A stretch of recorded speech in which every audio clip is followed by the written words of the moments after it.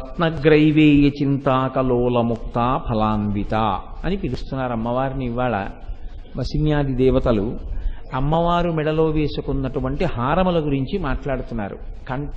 కంఠం గురించి మాట్లాడడం మొదలుపెట్టిన తరువాత మొట్టమొదట కామేశ్వర ప్రేమ కామేశబద్ధ మాంగల్య సూత్రశోభిత కంధర అన్న నామంతో మొదలుపెట్టి ఆ తరువాత అమ్మవారి కంఠం గురించి వక్షస్థలం గురించి మాట్లాడుతూ ఆ వక్షస్థలం మీద అలంకృతమైనటువంటి హారముల గురించి మాట్లాడుతున్నారు. రత్నగ్రైవేయ చింతాక లోలముక్త ఫలాన్విత. అమ్మా, నీ యొక్క కంఠమునందు మాకు 3 రకములైన హారములు కనపడుతున్నాయి. ఒకటి రత్నములతో పొదగబడినటువంటి హారము ఒకటి, లేదా రత్నములు పొదిగినటువంటి బంగారు హారము ఒకటి. రత్నగ్రైవేయ చింతాక, చింతామణులతో చేయబడినది అని కొంతమంది వ్యాఖ్యాతలు అన్నారు. కాదు కాదు, అది చింతాకు పతకము అని మనం తెలుగు వాళ్ళం అంటుంటామే, అలా చింతాకు ఎలా ఉంటుందో అలా అటువంటి ఆకుల రూపంలో ఒక హారం ఒకటి తయారు చేస్తారు. ఆ చింతాకులలో మణులు పొదుగుతారు. ఆ చింతాకులలో మణులు పొదగబడినటువంటి హారం ఒకటి. దాని కిందకు వచ్చేటట్టుగా అమ్మవారి మెడలో ముత్యాల హారం ఒకటి. కాబట్టి రత్నగ్రైవేయ చింతాక లోల ముక్త ఫలాన్విత. ముక్త అంటే ముత్యములు అని అర్థం. కాబట్టి లోలముక్త ఫలాన్విత అని ఈ 3 రకములైనటువంటి హారముల చేత అలంకృతమైనటువంటి కంఠసీమ కలిగినటువంటిది, లేదా వక్షస్థలము కలిగినటువంటిది. అమ్మవారి యొక్క గుండెల మీద ఆ 3 హారములు ప్రకాశిస్తున్నాయి.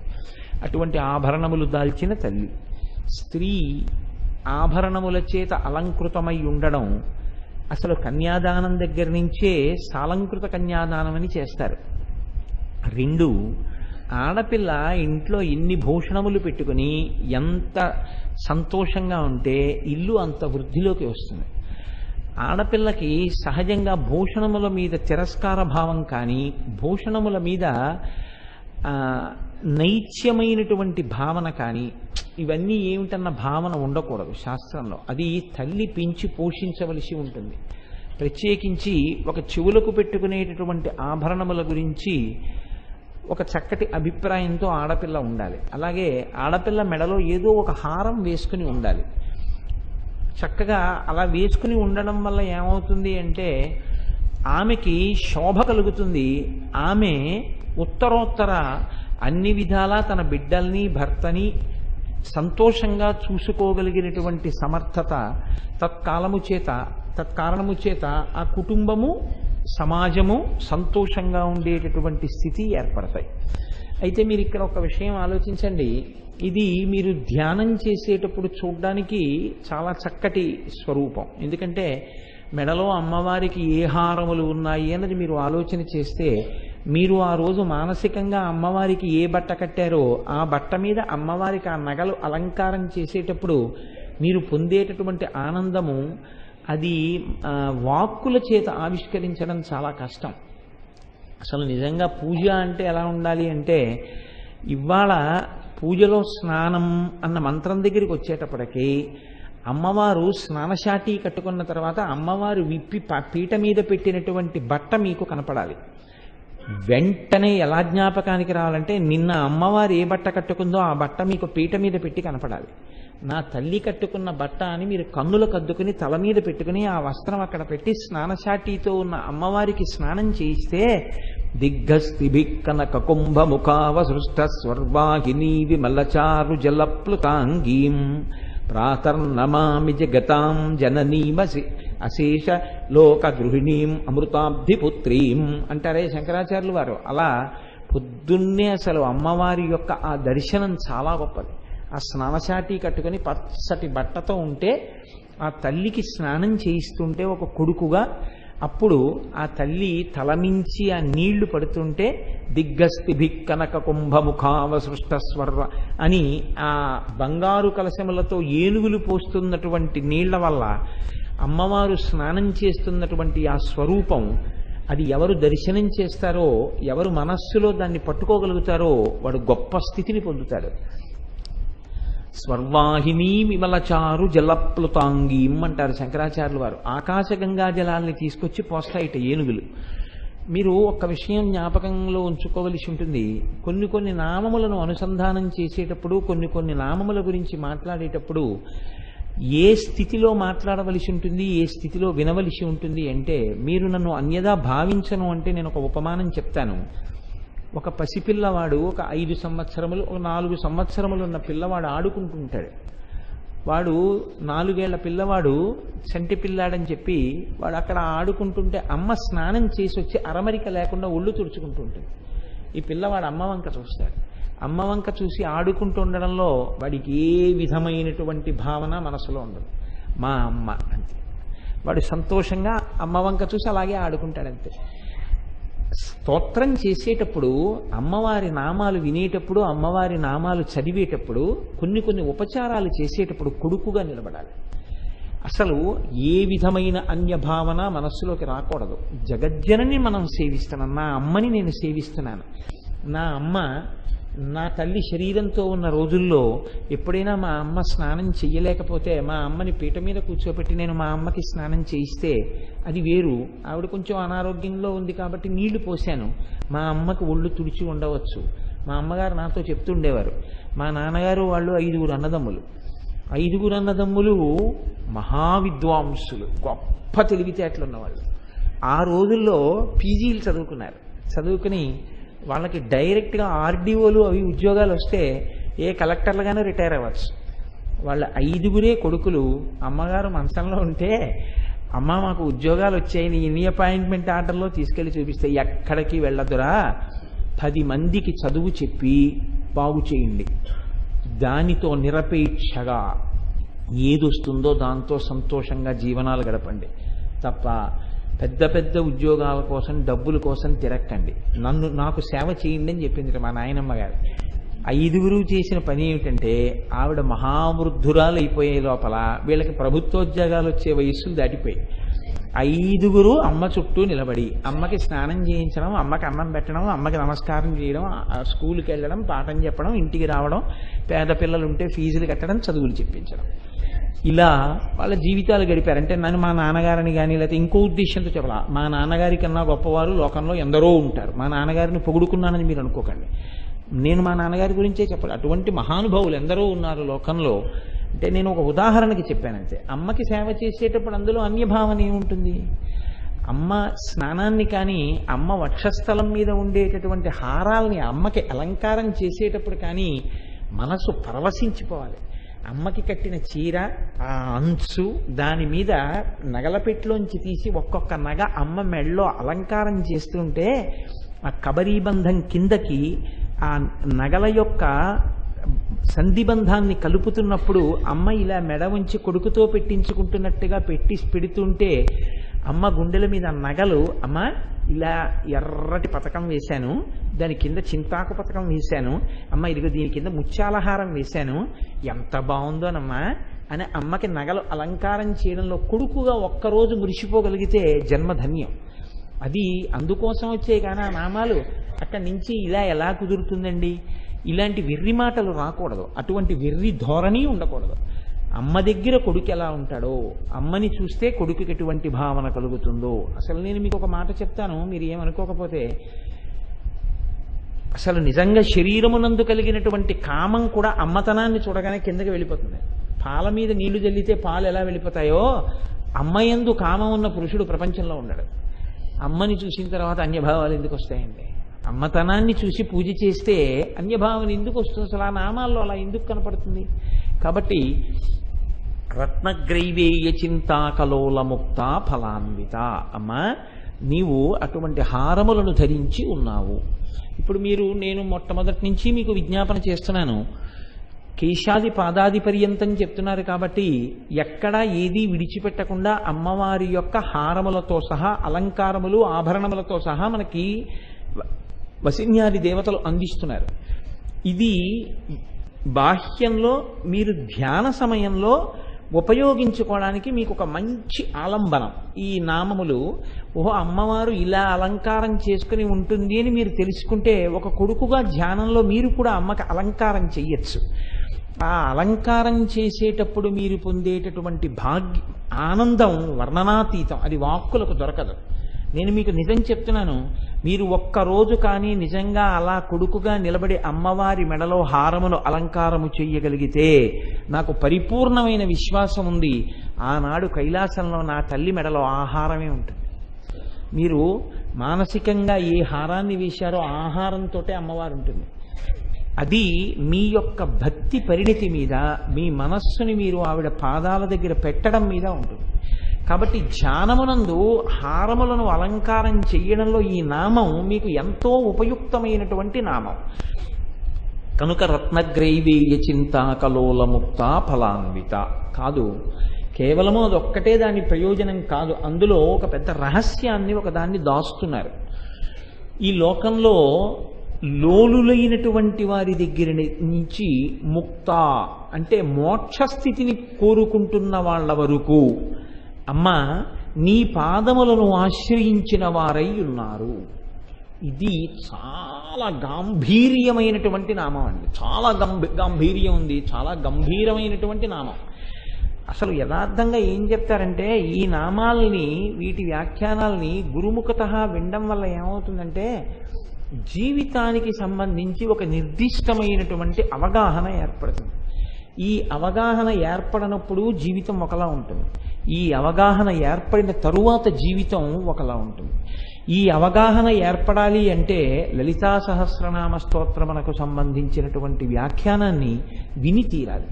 అందుకే చూడండి, లోల అంటే అర్థం ఏమిటి అంటే ఎప్పుడూ కదులుచున్నా అని అర్థం.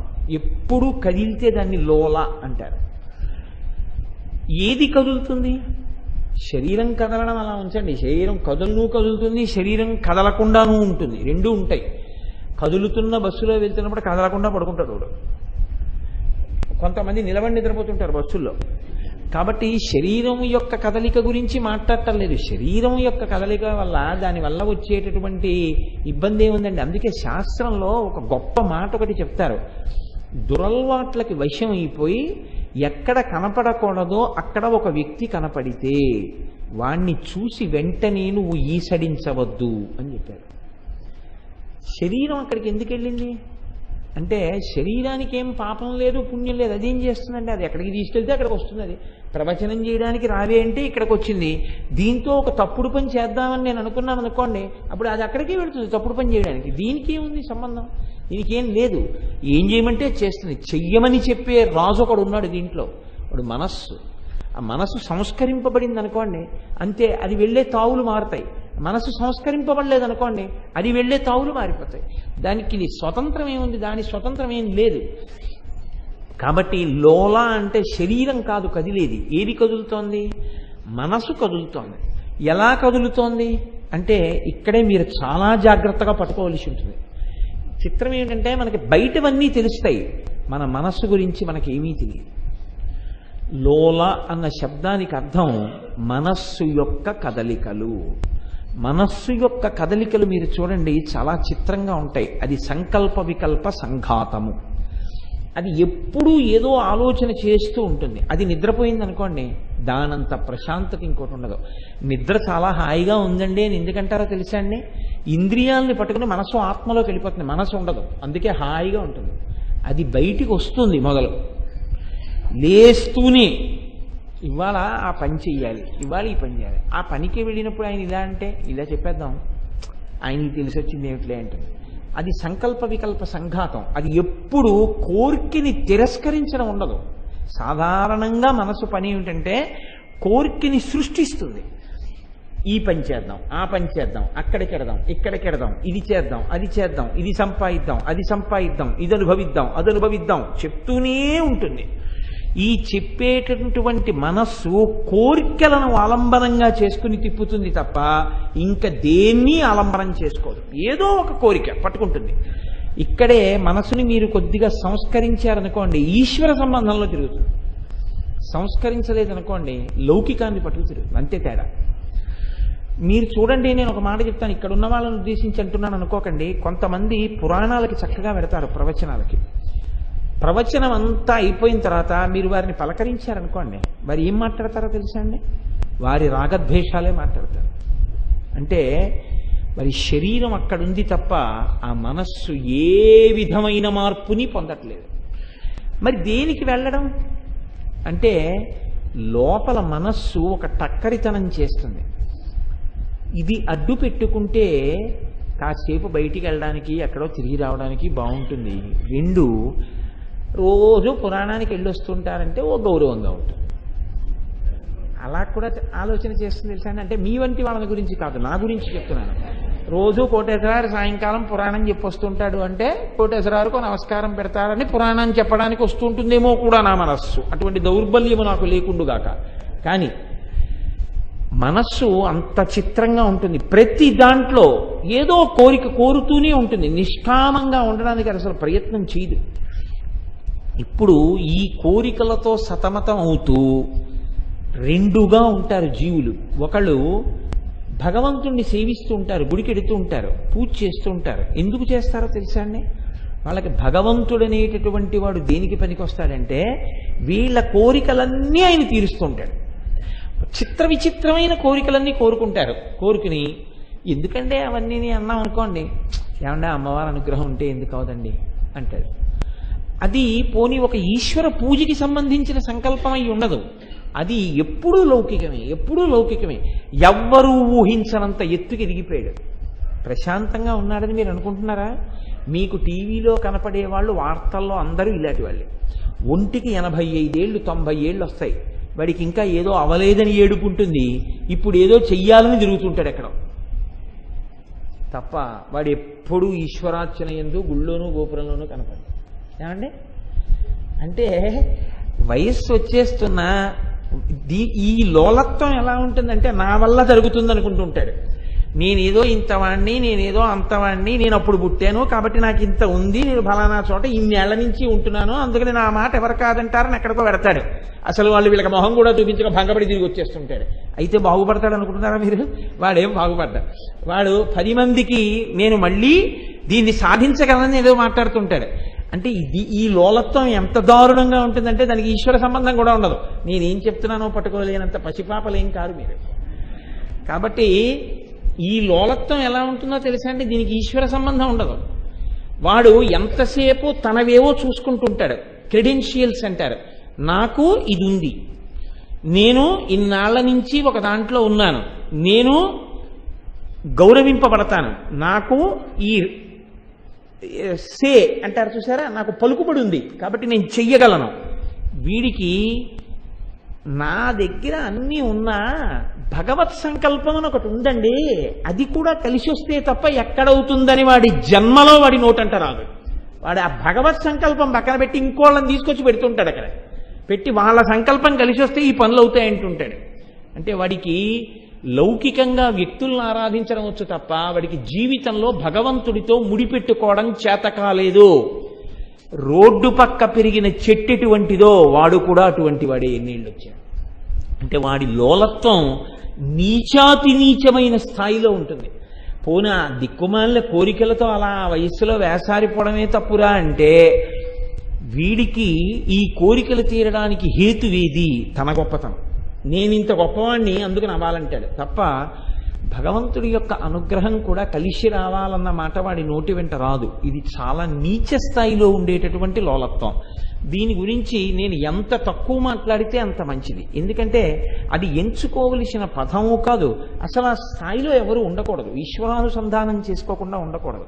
అందుకే ఎప్పుడైనా భగవంతుడి దగ్గరికి వెడితే పెద్దలు ఏం చెప్తారంటే ఒక్క నమస్కారం చేయి చాలని చెప్తారు. ఏమని చెప్తారు అంటే, ఈశ్వర నీ పాదముల యందు నాకు నిశ్చలమైన భక్తిని కృప చెయ్యి, నీ పాదముల యందు భక్తి చెదిరిపోకుండుగాక అని కోరుకో చాలంటారు. నువ్వు భక్తితో ఉంటే నీకు ఆయన పాదముల యందు భక్తి నిలబడిపోతే నీకు ఏవి మంచివో నీకు ఏవి అవసరమైనవో అవన్నీ ఆయన సమకూరుస్తాడు. ఒకవేళ తెలియక నువ్వేమైనా ప్రమాదకరమైన వాటి వైపు అడుగు వెయ్యపోయినా ఆయన చెయ్యి పట్టి లాగేస్తాడు. అప్పుడు నీ కోరిక తీరలేదు. అప్పుడు నువ్వేమనుకోవాలి, నేనేం అడుగుతున్నాను ఈశ్వరుణ్ణి, నీ పాదముల యందు భక్తి చెదరకుండుగాక అని అడిగాను.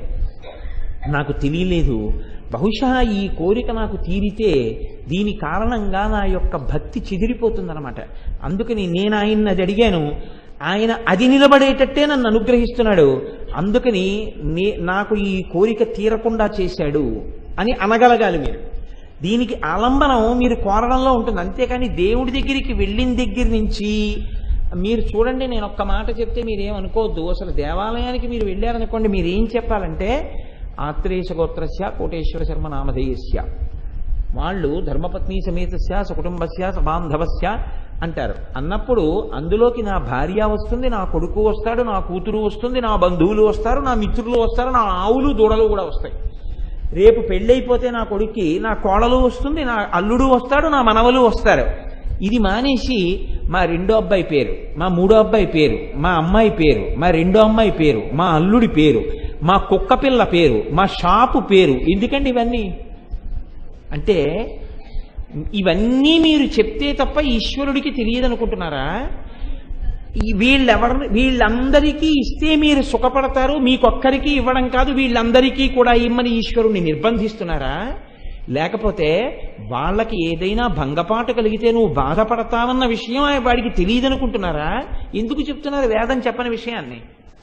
నువ్వు వెళ్ళి అక్కడ ఒక్క మాట చెప్పు, ఆత్రేయ గోత్రస్య కోటేశ్వర శర్మ నామధేయస్య ధర్మపత్ని సమేతస్య సకుటుంబస్య సబాంధవస్య, వాళ్ళే చెప్తారు, చెప్పి పూజ చేస్తారు. అందులో నీకు మనస్సులో ఎవరి మీద నిజంగా ప్రేమ ఉందో వాళ్ళందరూ సంతోషంగా ఉంటారు. ఎందుకో తెలుసా అండి? వాళ్ళు బాధపడితే నువ్వు బాధపడతావు. ఇప్పుడు అక్కడికి వెళ్ళి కోటేశ్వరరావు తన పుత్రుల కోసం, భార్య కోసం, బంధువుల కోసం, మిత్రుల కోసం ఈ పూజ చేస్తున్నాడు. ఇప్పుడు ఈ పూజా ఫలితంగా లోకమంతా సుఖంగా ఉంటుంది, అందరూ ప్రశాంతంగా ఉంటారు. మానేసి నువ్వు ఎందుకన్ని పేర్లు చెప్తావు అసలు గుడికెడితే?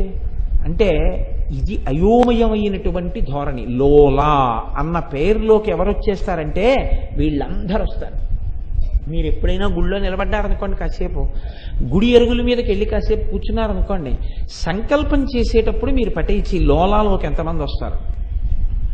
అక్కడికి వెళ్ళి నిరపేక్షగా నిలబడి మీ గోత్రం చెప్పండి అంటే గోత్రం పేరు చెప్పి సకుటుంబస్య అని చెప్పండి అన్నాడు అనుకోండి, అంటే ఆయన ఈశ్వర అనుగ్రహాన్ని ఎలా కోరుకోవాలో ఆ మర్యాద తెలుసున్నవాడు అని అర్థం. అర్థం పర్థం లేకుండా ఇంకా అదే పని కింద అడ్రస్లన్నీ ఇచ్చి చెప్పించడం మొదలెట్టారనుకోండి, దానికి ఏమీ అర్థం ఉండదు. ఇంకా లోలా అంటే ఇంకా వైపరీత్యమైనటువంటి ధోరణితో ఉంటారు. ఈ ధోరణి ఎందువల్ల వస్తుంది అంటే మీరు చూడండి, ఓ బ్యాంకుకి మీరు వెళ్ళి అక్కడ ఎవరైనా మీకు కనపడ్డారనుకోండి, ఏమిటండి ఇలా వచ్చారు అన్నారనుకోండి, వాడికి రెండే పనుల మీద వాడు రావాలి. ఒకటి డబ్బులు వేయడమన్నా వెయ్యాలి, తీయవన్నా తీయాలంతే. అది ఏ రకంగా వాడు అక్కడ వ్యవహారం జరపనివ్వండి, రెండే ఉంటాయి. డబ్బులు వెయ్యనన్నా వేస్తాడు, డబ్బులు తీయనన్నా తీస్తాడు. ఈ రెండూ కాకుండా ఇంకా దేనికైనా అక్కడికి వచ్చాడు అనుకోండి, వాడిని బయట ఉన్నవాడు బయటికి గెంటేస్తాడు. ఇంకో పని మీద అక్కడికి వెళ్ళకూడదు. ఏం తోచట్లేదండి కాసేపు ఇక్కడ కూర్చుందామని వచ్చానండి అనకూడదు. బ్యాంకుకి వెళ్ళి అలా కూర్చోకూడదు. బ్యాంకులో మీకు పనున్నంతసేపే అక్కడ ఉండాలంతే. అలాగే సినిమా హాల్లో ఓ షో అయిపోయిన తర్వాత మీరు బయటికి వెళ్ళిపోవాలి. చాలా బాగుందండి ఇక్కడ కూర్చుంటాను, మీకు అభ్యంతరం ఏమిటి అనకూడదు. హౌస్ఫుల్ అవ్వట్లేదు కదా అంటే ఏం ఒప్పుకోరు. నేను ఎందుకు మీతో ఈ విషయం ప్రస్తావన చేస్తున్నాను అంటే, లోలా అన్న శబ్దంలో ఏమైపోతుందంటే ఈ అంతులేనటువంటి కోరికలు. దేవాలయానికి వెడుతున్నాం, ఎందుకు వెడుతున్నాం? ఈశ్వర దర్శనానికి వెడుతున్నాం. ఇంటికి ఎందుకు వెడతాం? అమ్మని నాన్నని చూసుకోవడానికి, పిల్లల్ని చూసుకోవడానికి. అలా ఈశ్వరాలయానికి వెళ్తున్నాం, నా స్వామిని ఒక్కసారి చూడడానికి వెడుతున్నాను. ఇంకా ఎప్పుడైనా ఈయన దేవుడు అన్నారనుకోండి, అంతే వెంటనే గబగబా 4 కోరికలు చెప్పేయడం, వెంటనే గబగబా 10 అసలు ఈశ్వర అన్నాడు అనుకోండి ఎవరైనా, గబగబా 10 కోరికలు. అంటే అక్కడ కోరిక చెప్పకపోతే ఆయనకి తెలియదేమో, అయ్యో ఇక్కడికి వెళ్ళి చెప్పుకోకపోవడం వల్లే ఇది తీరలేదేమో. ఇంకా అసలు ఆ అజ్ఞానానికి హద్దుండదు. అంత విచిత్రంగా ఉంటారు కొంతమంది. అక్కడికి వెళ్ళి ఏమండి ఇలా చెప్పలేదు ఏమైనా అవుతుందా? గుడికి వెళ్ళారని సంతోషించడు. ఏమండి ఫలానా గుళ్ళోకి వెళ్ళండి అన్నాం అనుకోండి, ఏమండి ఆ గుళ్ళోకి వెడితే ఒంటి మీద స్నానం చేసినప్పుడు ఆ తడి బట్ట అక్కడ వదిలేయాలా అండి, పిడిచి తెచ్చేసుకోవచ్చా అండి? దానికి వేదంలో ఉంటుందండి. ఆ గుళ్ళోకి వెళ్తే నీ తడి బట్ట తెచ్చేసుకుంటావో అవతల పారేసుకుంటావో నీ ఇష్టం. అర్థం లేని అనుమానాలు. ఎంత చెప్పండి అసలు కోణంలోకి రాడు. వాడి సంఘం అంతా దేని మీద అంటే కట్టి విప్పే బట్ట మీద కూడా తాదాత్మ్యది. ఒకవేళ మీరు నేను అన్నానని కాదు చూడండి, ఆ గుళ్ళోకి వెళ్ళిన వాళ్ళండి, మీరు 200 మందిని తీసుకెళ్తూ ఎప్పుడైనా యాత్రకి ఎంతమంది లోల శబ్దంలోకి వస్తారో చూద్దామని ఒక నదికి స్నానానికి వెళ్తున్నప్పుడు ఇక్కడ స్నానం చేసిన తర్వాత స్నానం చేసిన బట్ట ఇక్కడ వదిలేయాలి అన్నారనుకోండి, అంతే. మీరు చూడండి అలా ఒకసారి ఎంత కలకలం వస్తుందో. ఈ మాట గురువుగారు నిన్న రాత్రి చెప్పుండొచ్చు కదా, పట్టు చీర కట్టుకొచ్చాను, లేకపోతే ఇది మా పుట్టింటి వాళ్ళు పెట్టిన చీర అని ఒక ఆయన, అయ్యో ఇది పెద్దంచు పంచ, ఈ పంచ ఇందులో వదిలేయడమా, నేనేదో స్నానం చేసి పట్టుకెళ్ళిపోవచ్చు అనుకుని తెచ్చాను అని. అప్పుడు వెంటనే ఏమవుతుందంటే, ఏమండి ఒక్కసారి కాటేసుకెళ్ళి బట్ట మార్చుకొచ్చేసాను, ఏమండి అన్నాం అనుకోండి, ఈ బట్ట వదిలేయాలని వాడికి బెంగ. లోల ఎంత తాపత్రయాలండి, ఎంత తాపత్రయమో చెప్పలేను. మీరు చూడండి, ఒక్కొక్కడు గుళ్ళోకి ఎడతాడు, ఇలా పెట్టి ఇలా ఇలా ఇలా ఇలా ఇలా ఇలా అంటుంటాడు. ఏమిటంటే ₹10 అనుకుని ₹5 వేసేస్తానేమోనని వాడి బెంగ. అందుకని ఈశ్వరుడు వీడికి 5 కోట్లు ఇవ్వాలి, వీడు ₹10కి ₹5కి తేడా కోసం వెతుకుతుంటాడు లోపల. ఎందుకంటే ఇలా తీసి ₹5 జేబులో పడేసుకుని ₹10 వేస్తే అర్చకుడు వీడు చూసి ఇలా అంటాడేమోనని తీయడమే ₹10 తీస్తాడు వీడు. లోల నువ్వు వేసేది ₹10, కోరికలు 10 మంది కూతుళ్ళు, 10 మంది అల్లుళ్ళు, 80 కొడుకులు, 80 కోడళ్ళు, మనవలు, మునిమనవలు, ఓయ్ బాబోయ్, షాపుల పేర్లు, ఫ్రెండ్స్ పేర్లు, కుక్కల పేర్లు, ఇవన్నీ చెప్పాలి. ₹10 తోటి ఈశ్వరుడు ఇవన్నీ ఇచ్చేయాలి. ₹5 ఉన్నా తీడి ఇలా ఇలా ఇలా ఇలా అంటుంటాడు లోపల. ఎంత లోల మీరు చూడండి. ఈ లోల శబ్దం అంతా ఎక్కడ బాగా పైకి వస్తుందో తెలుసా అని అడిగారు. అమ్మవారి దగ్గరే వస్తుంది అన్నారు. ఎంత గొప్పగా మాట్లాడారు చూడండి. ఈ కోరికలన్నీ తనకున్నది దాచేసుకోవడం, ఇంకా ఇంకా కొత్త కొత్త కోరికలు సృష్టించేసి చెప్పేస్తూ ఉండడం. ఇంకా వాడు ఇంత ఉంటాడు, వాడు చక్కగా వయోవృద్ధిలోకి వచ్చి వాడికి విద్యాభ్యాసం బాగా ఉండాలి అనడు, వీడికి 4 పిల్లలు పుట్టి అని ఇంకా ఎంత దూరం పోతాడో, ఎందుకు వచ్చింది ఎవరికి తెలియని విషయాలు ఇవన్నీ. కాబట్టి లోల, ఈ లోల శబ్దము చేత నిరంతరమైనటువంటి కోర్కెలు, ఎప్పుడు భగవంతుడి దగ్గరికి వెళ్ళు కోర్కెలే తప్ప. అసలు కోర్కె లేకుండా ఈశ్వరుడి దగ్గరికి వెళ్ళి నమస్కారం చేస్తే ఈశ్వరుడు ఒకవేళ నీకు ఇవ్వవలసింది ఏమైనా ఉంటే నువ్వు అడగలేదు కాబట్టి ఇవ్వకుండా ఉంటాడా? ఒక్కనాటికి ఉండడు అలాగా, ఒక్కనాటికి ఉండడు. మీకు నేను ఒక ఉదాహరణ చెప్తాను. ఒకనొకప్పుడు నేను ఒక ప్రదేశానికి తీర్థయాత్రకు వెళ్ళాను. నాతో పాటు ఒక 2 ఎంతమందో ఉన్నారు. ఆ ప్రత్యేకమైన ప్రదేశంలో ఒక 4 రాళ్లు పెడితే ఓ ఇల్లు కట్టుకుంటారు అని చెప్పారు. చెప్తే వాళ్ళు ఇల్లు 4 రాళ్లు పెడుతున్నారు, నన్ను పెట్టమన్నారు. నేను పెట్టనన్నాను. ఎందుకు పెట్టరన్నారు? ఈశ్వరుడు నాకు ఇల్లు ఇచ్చాడు చాలు, నాకు అక్కర్లేదు, అందుకని నేను పెట్టనన్నాను.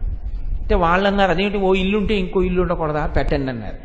అంటే నేను అన్నాను, అక్కర్లేదంటే నాకు తృప్తి ఉంది, ఒక ఇల్లు ఇచ్చాడు కదా, ఒక ఇల్లు కూడా లేని వాళ్ళు ఎందరో ఉన్నారు, పాక లేని వాళ్ళు ఉన్నారు.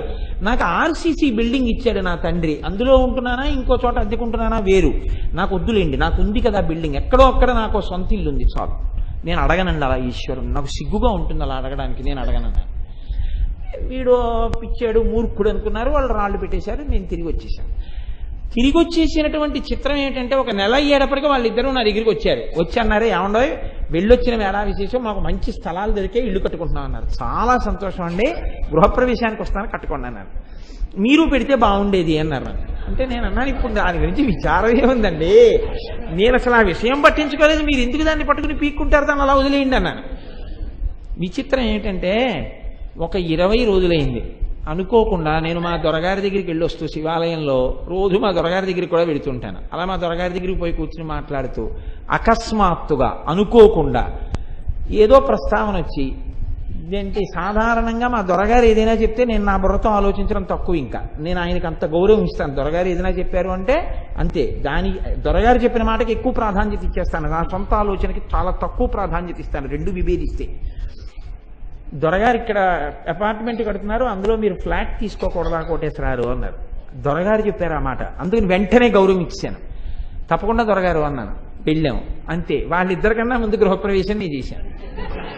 అయితే ఇప్పుడు నేను కోరుకుంటే వచ్చింది ఆ ఇల్లు, నేను కోరుకోను లేదు, లేకపోతే నేను కావాలని అడగను లేదు ఈశ్వరుణ్ణి. ఈశ్వర నువ్వు నాకు ఒకటి ఇచ్చావు, నాకు తృప్తిని నేను వచ్చేసాను. కానీ ముందు గృహప్రవేశం నన్నే చేయించాడు ఆయన. అప్పుడు నేను అనుకున్నాను, నా నిమిత్తం ఏముంది, వీడు వద్దు వద్దు అంటున్నాడు కానీ పాపం వీడికో ఇల్లు ఇద్దాం అనుకున్నాడు, ఆయన ఇచ్చాడు. ఈశ్వర ప్రసాదం అనుకున్నాను అంతే. కాబట్టి నేను ఈ మాట ఎందుకు చెప్తున్నానంటే స్వోత్కర్ష కింద చెప్పానని మీరు అనుకోకండి. ఒక్కొక్క చోట మీరు వినయంతో విధేయతతో ఈశ్వరుడు ఇచ్చిన దానికి తృప్తితో నిలబడితే పొంగిపోయి ఈశ్వరుడు మళ్ళీ ఇస్తాడు. మీరు ఎప్పుడు ఎన్నిచ్చినా ఇచ్చినవి చెప్పకుండా ఇంకా లేనివే ఆయనకి చెప్తున్నారు అనుకోండి, అసహ్యం వేస్తున్నాయి. ఇచ్చానండి ఒక్క రోజున.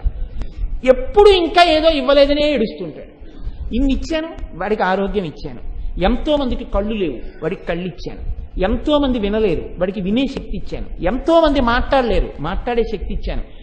ఎంతో మంది ఉన్నా తినలేరు, నేను ఉండి తినగలిగిన శక్తిని ఇచ్చాను, జీర్ణమయ్యే శక్తిని ఇచ్చాను. ఇన్ని వాడికి ఇచ్చాను. భార్యనిచ్చాను, బిడ్డల్నిచ్చాను, కొడుకుల్నిచ్చాను, కూతుళ్ళనిచ్చాను, ఉద్యోగం ఇచ్చాను, గౌరవం ఇచ్చాను. ఇచ్చాను. ఇస్తే ఈశ్వర నాకు ఎన్ని ఇచ్చావు నువ్వు, అందుకొచ్చాను నమస్కారం చేద్దామని ఒక్కరోజు అంట.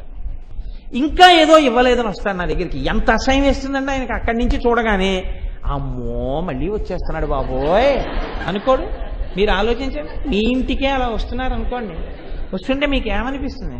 అయ్యి బాబోయ్ మళ్ళీ వచ్చేస్తున్నాడేయో అంటారు భార్యతోటి. మనని ఈశ్వరుడు మాత్రం అలా అనుకోడండి.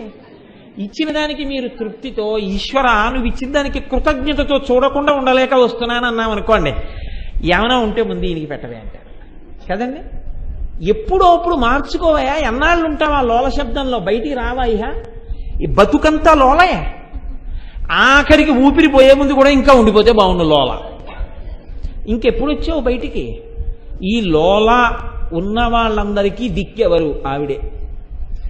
ఇన్ని కోట్ల జీవరాశులు ఇంత స్వార్థంతో వెళ్ళి అలా చేస్తున్నా ఆవిడ మాత్రం కోప్పడకుండా అలా ఇస్తూనే ఉంది. ఎంత గొప్పదానివమ్మా, అది కదమ్మా నీ హారం, అది నీ భూషణం.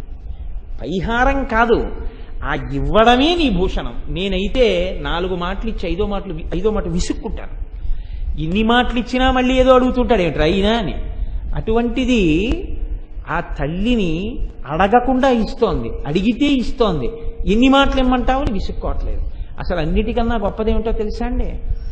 మళ్ళీ మళ్ళీ ఫెయిల్ అయిపోతున్నా సరే పాఠం చెప్పినటువంటి గురువు గారిలా ఎన్ని శరీరాలు ఇచ్చినా సరిగ్గా ఉపయోగించుకుని ఈశ్వరుడి పాదముల దగ్గరికి మనం చేరకపోతే మళ్ళీ ఇంకో శరీరాన్ని ఇచ్చి ఈసారి ప్రయత్నించు అన్న అమ్మవారి యొక్క అనుగ్రహానికి మనం ఏమిచ్చి రుణం తీర్చుకుంటాం? అసలు ఆ తల్లి ఇది ఇవ్వబట్టి కదా గుడికి వచ్చాం, దానికి నువ్వు నమస్కరించాలి కదా. ఎందుకన్ని కోరికలు కోరుతావు? నువ్వెందుకు కోరాలి? కోరకుండా నీకేమి ఇవ్వాలో ఆవిడికి తెలియదు. ఆవిడ అమ్మ అయినప్పుడు నువ్వు ఏమడిగావని అమ్మ పాలిచ్చింది, ఏమడిగావని అమ్మ నీకు అన్నీ పెట్టింది. అందుకే గుండెల దగ్గర ఆభరణం గురించి మాట్లాడుతున్నారు. అమ్మ గుండె నీ రక్షణయే. అందుకే అమ్మ గుండె గురించి ఒక మాట చెప్తారు. ఒక ధూర్తుడు ఒక వేశ్యవాడకి వెళ్ళాడు. ఆ వేశ్యకి ఈయన తల్లిగారి మీద క్రోధం. ఆవిడంది, నేను నీ పొందు అంగీకరిస్తాను, కానీ నీ తల్లి యొక్క గుండె పట్టుకురా అంది. వాడు ఆమె ఎందున్నటువంటి మక్కువ చేత నిద్రపోతున్నటువంటి తల్లిని గుండెల్లో కత్తి గుచ్చాడు. ఆవిడ మరణించింది. మరణిస్తే ఆవిడ గుండె కోసేసి ఆ గుండెకాయని కుడి చేత్తో పట్టుకుని పరిగెడుతున్నాడు. పరిగెడుతుంటే కొద్దిగా కొట్టుకుంటోంది ఆ గుండె. కొట్టుకుంటూ వీడు తొందరగా వేశ్య దగ్గరికి పరిగెత్తడంలో గడప తణుకు పడిపోయాడు. ఆ చేతిలో ఉన్న అమ్మ గుండె కింద పడిపోయి ఆఖరిసారి లబ్ డబ్ అని కొట్టుకుంటూ, నాన్న మెల్లిగా వెళ్ళు దెబ్బ తగిలిందా అని. అది అమ్మతనం అంటే.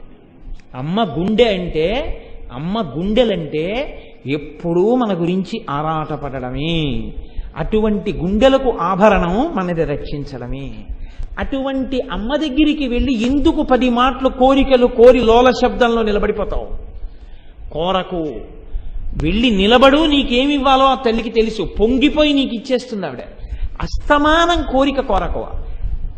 ఒక్క మాట అమ్మా ఇవాళ ఒక్కసారి నీ కాళ్ళు పడతానమ్మా అంటే, ఎందుకు నాన్న నాకు కాళ్ళు నొప్పులు లేవుంటుందమ్మా. మీరు చూడండి, ఏ అమ్మైనా సరే లోకంలో పిల్ల వచ్చి అమ్మా నేను నీ కాళ్ళు పడతానమ్మా అందనుకోండి, సరే పట్టుకో అందం.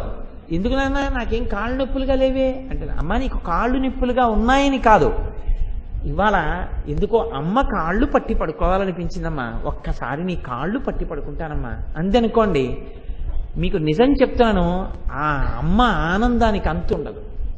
గజారోహణం చేయించిన అమ్మ అంత సంతోషపడిపోదు, అంత సంతోషపడిపోతుంది.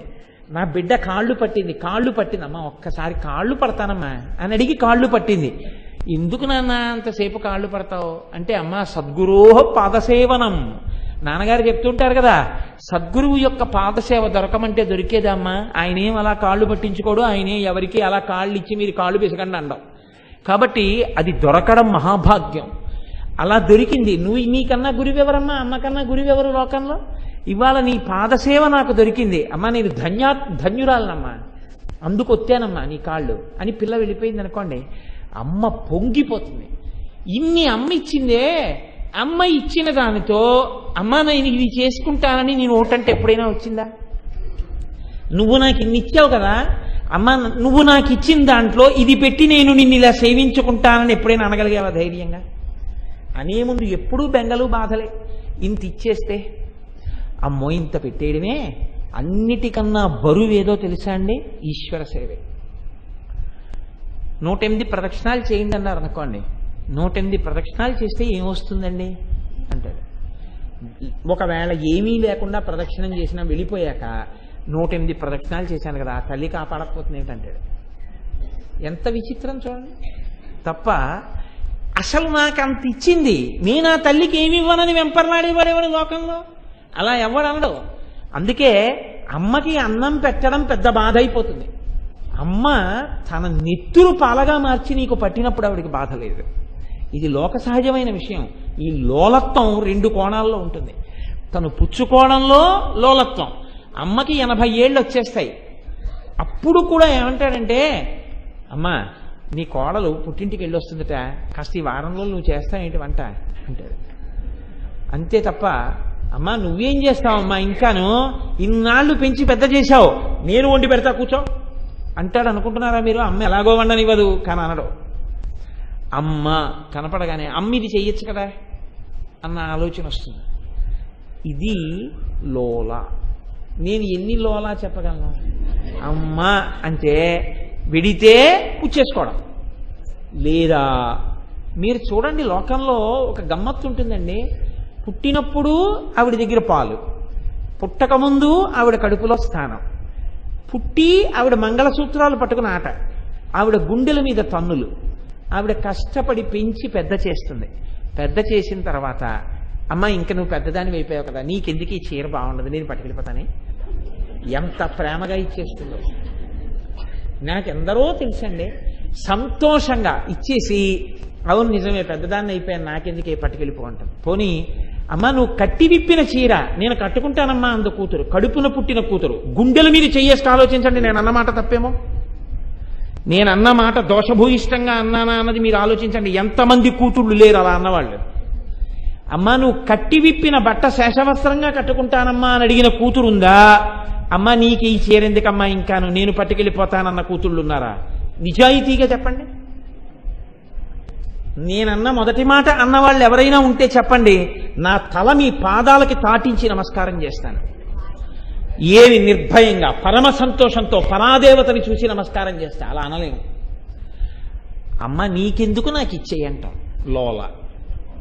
అయ్య బాబోయ్, అసలు అమ్మ దగ్గర లోలత్వానికి అంతు లేదు. ఇన్ని రకాలుగా అడుగుతున్నా, నోరు మొయ్. నాకిది ఇప్పుడు కట్టుకోవాలో ఇప్పుడు కట్టుకోక్కర్లేదో, నేను ఎప్పుడైనా ఏది కట్టుకుంటే ఎవరికి సంతోషం కలగాలో వాడు వేరొకడు ఉన్నాడు, అది నిర్ణయించవలసిన వాడు. నాకు 70 ఏళ్ళు వచ్చినా నేను ఈ చీర కట్టుకుంటే సంతోషించేది మీ నాన్న అయితే నీకు అనవసరం అని అంటుందా అమ్మ? ఒక్కనాటికి అంది ఇచ్చేస్తుంది సంతోషంగా చీర. ఇది అమ్మతనం అంటే.